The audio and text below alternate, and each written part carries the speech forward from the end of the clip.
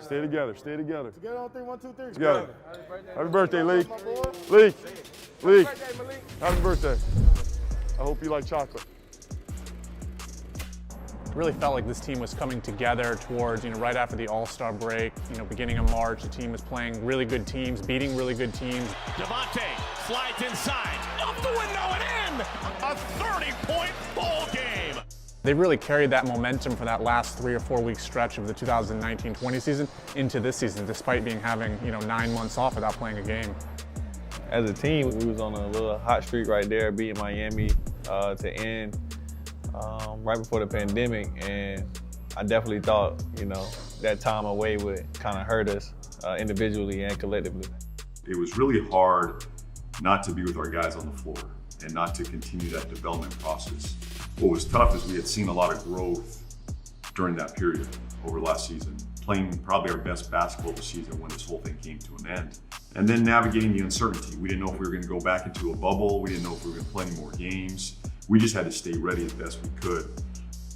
When you're working with these high-level athletes, obviously they know their bodies and they're going to get their work in on the court, but a lot of times you have somebody guiding them from a strength and conditioning aspect, cueing them with certain things. I did worry a little bit, but that daily communication, weekly communication kind of helped. Try to stay low, pivot. If you got to bob up a little bit, that's okay. Pivot. Pivot. See what you got here, Jalen. Squat low, jump high. Woo! There we go. For the last 2 or 3 years, player development has probably been the key, to our organization going forward.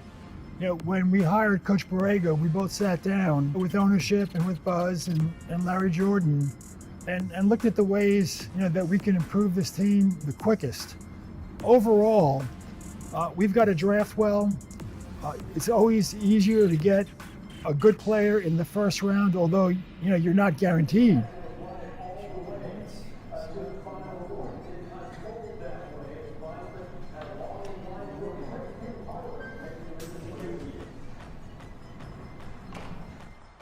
When you're drafting in the second round and in the free agent market for those players that were not drafted, it's a little bit more difficult to get that player that's going to contribute right away. Development is a key principle here. Coach Borrego and Mitch Kupchak have made that such a huge priority ever since they joined the organization a couple years ago, and it's internal growth, and it's using the Greensboro Swarm, it's using the G League, it's building up that depth, finding the roles for guys, and not only finding roles for guys, but also putting them in a position to succeed and having these guys buy into those roles as well. You see that with Miles Bridges, you see that with Devontae Graham. Specifically, your coach is designed to, enhance whatever you do that helps the team. So, before I got here, I never really shot a lot of off the dribble, pick and roll, threes, and working on passing and things like that, which is mainly what I do, come off, shoot threes, and find guys in pick and roll and different things like that. So I think just constantly doing that over and over every day, definitely helped me in my role that I'm playing. Work at it. It's a credit to our guys that they're invested in it. They trust it. They trust the G League process as well. Our staff does as good a job as anybody preparing these guys, working with them every single day. It's a combination. It's everybody. It's what we do. It's what we're about. We're about development as coaches, as players, as an organization. To me, that's what defines success.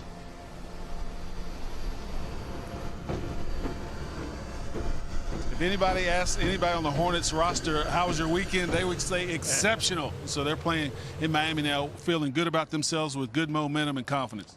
We put in a lot of work together. Do a lot of talking to each other as well about basketball, just to help everybody do what they do best, whether it's on the defensive end or offensive end.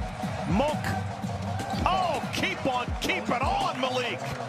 If you're out of the lineup, certain guys that aren't getting as many minutes right now, you have to constantly stay working on your body, stay working on your conditioning, stay locked in on your film, locked in on your skill work, because your time's going to come. That really just be my mindset every time I go in the game now, just to get a spark any way I can. Catch and shoot three from the left wing. Got another. Stay hot, Malik Monk. Whether it's scoring, getting a couple steals, fouling somebody hard, just letting people know that they're not just going to bully us around and take over. Malik Monk, He is dangerous from deep today. 8 threes, a career high. Leak just a natural scorer. Some people just gift it like that. You just come in and easy 30-point game like you seen in Miami out of nowhere. But he's always had it. He can shoot the rock and he can create his own shot, get to the rim. It's like he got the total package. Malik got it, and we're tied. Oh, what a ball game, Malik Monk. Hayward's got it. Oh, he settles, and we've got overtime.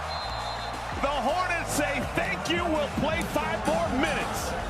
Melo behind the back, crossover, spin move. Leaves it for Zeller. What a dime. Devontae, a 3. Got it! Oh, glorious for Devontae Graham! In overtime, a 129-121 victory. Hey, man, let's get this one free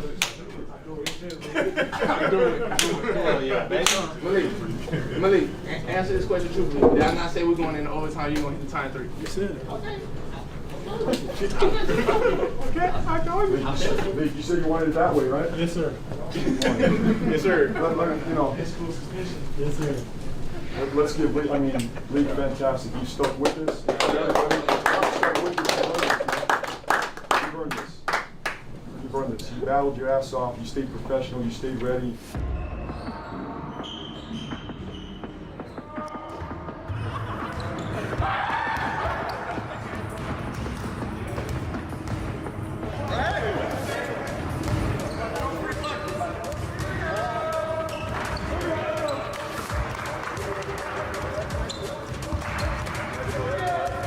I think there's 2 things that have allowed the Hornets to not just compete with, but beat elite teams across the NBA. One is the belief. They're not going into games scared of anyone else. And the second is they play a specific style of basketball that is tough to prepare for and tough to counter. They're so team-oriented. They're so unselfish. So what we're seeing is still just the infancy of their basketball relationship. As good as they've been playing team basketball at this point, I think the best is still yet to come. Cody darts to the back and oh, he threw it on the free. We get along so well. We always like to play, joke around, laugh. I said it, I think in the interview, like you can't get too high, can't get too low. You go on losing streaks, you go on winning streaks, but you just gotta make sure, you know, you stay together. Always bring that joy, play with joy. When you're out there having fun playing the game, you play different. You know, you have fun sharing the ball and different things like that, laughing, smiling. No, my supposed to do this. Until I throw it. This has been a day like none other in Hornets history. The Hornets unable to have shoot-around this morning, unable to do anything because of COVID-19 protocols. They have since found out that 3 players will not play, P.J. Washington and both Caleb and Cody Martin. It's a new situation for us. We're just going to have to navigate and figure it out. No script for this, you know, and that's okay. We knew that's what we signed up for this year, and now we got to navigate it. So. Yeah, it was just a strange day overall. You know, we found out early that there was something brewing, and you know, it's just hard to get clarity.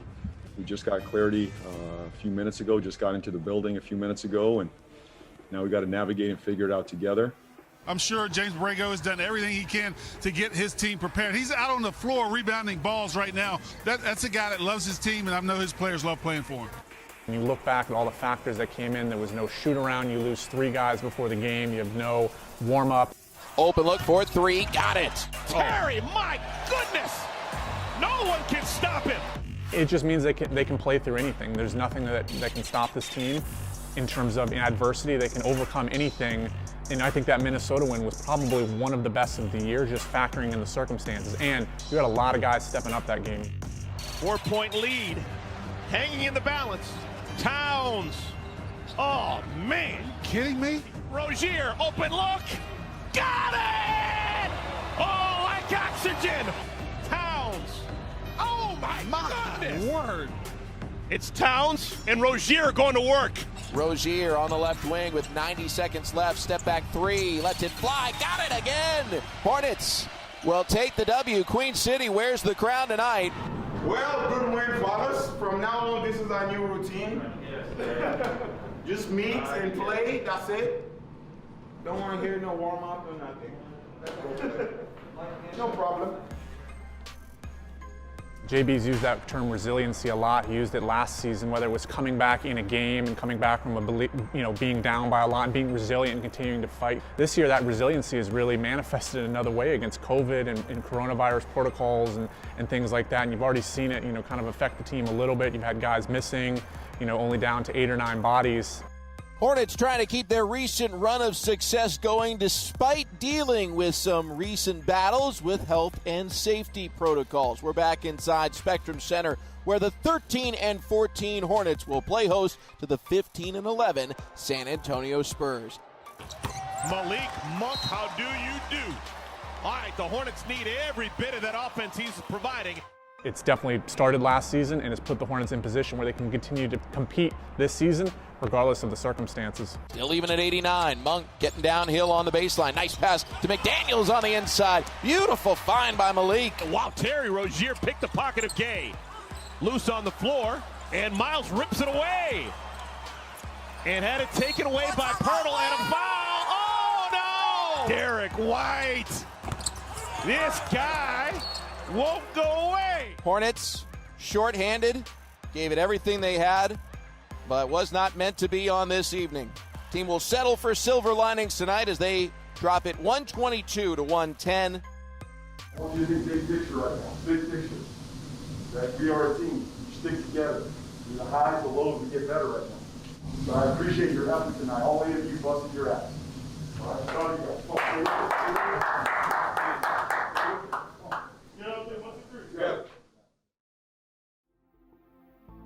The Hornets' next 2 games have been postponed due to COVID-19 safety protocol. The Hornets were the last team to play the San Antonio Spurs before their COVID-19 outbreak.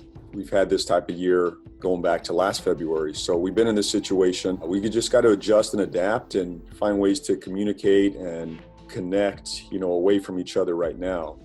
It's certainly an odd season dealing with COVID. There's no doubt about that. I think the team makes the best of it, and I think there's a benefit to being young going through this.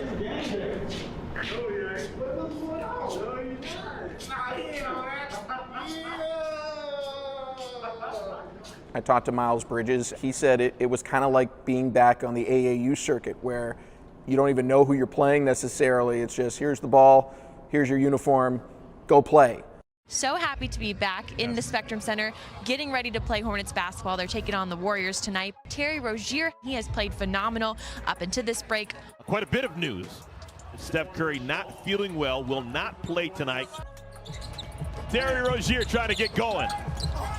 Bottom of the well, all wet for number 3. I think you'd be hard-pressed to find a player that has improved and improvised as much in the last 2 years in the NBA as Terry Rozier. Terry Rozier cuts through a double team, half-court heave at the buzzer, banks it in! He's averaging over 20 points a game right now. He's one of the top 3-point percentage leaders in the league. He's shooting 45% on almost 7 threes a game. I mean, he just continues to take another step forward. I think he can continue to progress. There's no question he should be in the conversation to be an Eastern Conference All-Star. Rozier, 21 points, 13 have come in the second half. Closing into the final minute of our 4th quarter. Oubre! Hornets need to answer. Rozier. Hit. Oh, yeah! He got hit. Oh, wow. Hornets need to stop. Loose. And a rebound, Wanamaker. Hornets have to foul. What do we got? A jump ball!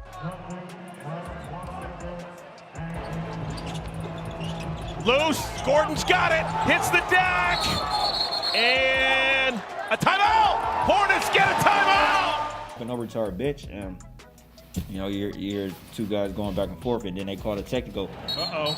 Did he? He did! And it's gone! That means he's got 2! Oh my goodness! We trying to hurry up and draw up a play because we know we're about to get 2 technical shots. And I know I'm shooting them, but I don't have a chance to get to look at the play. So I hurried up and shoot 2 technical free throws, and then coach tried to run over there at half and tell me basically like, we're just gonna give you the ball, you're gonna ISO at the top. Chance to win it right here. Rozier. Around his screen, fade away, the buzzer, got it! Got it! Terry Rozier beats the buzzer! Yes! Terry Rozier! How do